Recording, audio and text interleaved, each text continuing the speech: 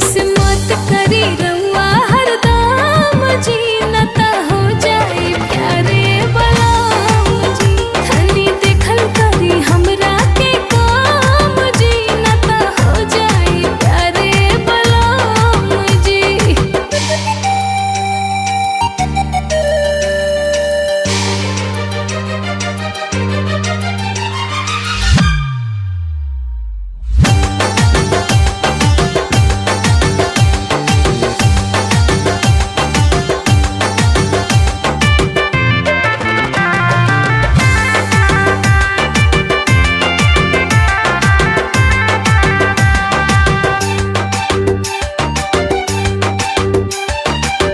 गजब के जादू गरनी बाड़ू मतिया मरल हो,